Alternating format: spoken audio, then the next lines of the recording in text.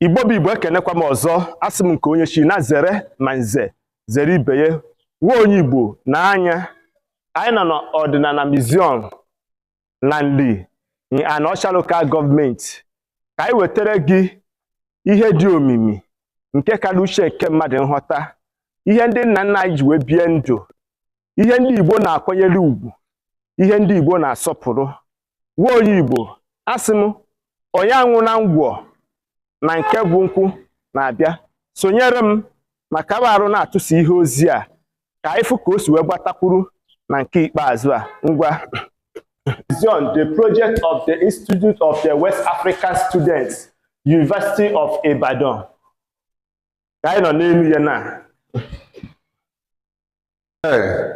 biko anyị bịara ka anyị mee gịnị ka ịkọwara anyị ihe dị na museum a nke kara uche nke mmadụ nghọta. O so kwenye maọbụ na nkwenye ndị Igbo eche na ya bụ ihe bụ ebe Igbo na ebe ihe ndị Igbo ji wee bie ndụ nọ. Achọrọ ka ịkọwara anyị afa gị nwa ka ndị na-esonye anyị n'efere mba ụwa nwee ike ịmata onye Igbo na ebe anyị nọ. Ndewo nna.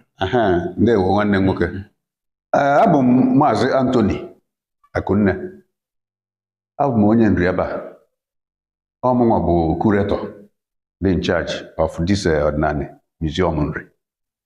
The ordinary museum nri was established in 1972 by late Professor M.A. Onwejogu of the Institute of African Studies, University of Ibadan. Late Professor Onwejogu was sent to Nri to conduct research by late Professor Kenneth Dike, the first indigenous Vice Chancellor of the University of Ibadan. He sent Onwejogu to come to Nri to conduct research on Igbo culture and civilization. And the bone of the research is that Nri is the citadel of Igbo civilization. On Nri, we see Igbo. Nri na-akpụ alụ. Afịa niile ife ọdịnala Igbo ndụ Nri ji ekwubie n'oge gboo. Okwu alụ si niile. So onwe ka ife si fịawa arụ achọwa eze Nri.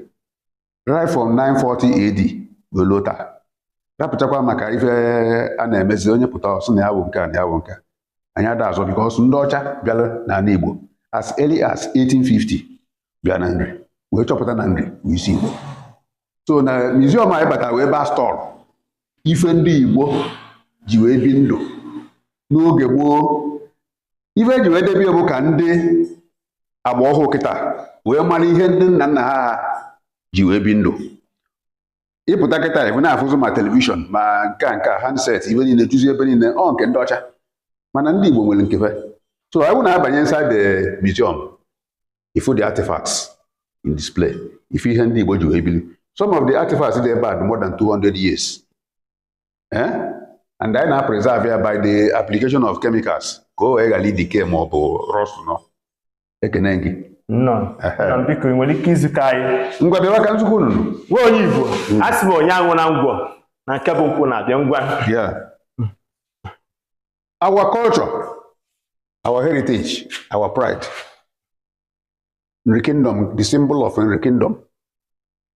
The patterns of movements and people of Igbo culture area. Ndị a bụ obodo dị under Nri hegemony right from 940 AD. Wee luo 1910 oge ndị ọcha batara wee sị na never achọ ọzọ eze Nri ka ọ na-control the entire Igbo land and even beyond. The approximate extent of Nri hegemony, look at it, you see the map. Then some towns in Igbo cultural area, now obodo nọ under Nri from 940 AD wee luo 1910 oge ndị ọcha suberie the British. So onye ihe mere eme. Ịbatazie n'ime ebe a ịfụzia Nri Kingdom and hegemony.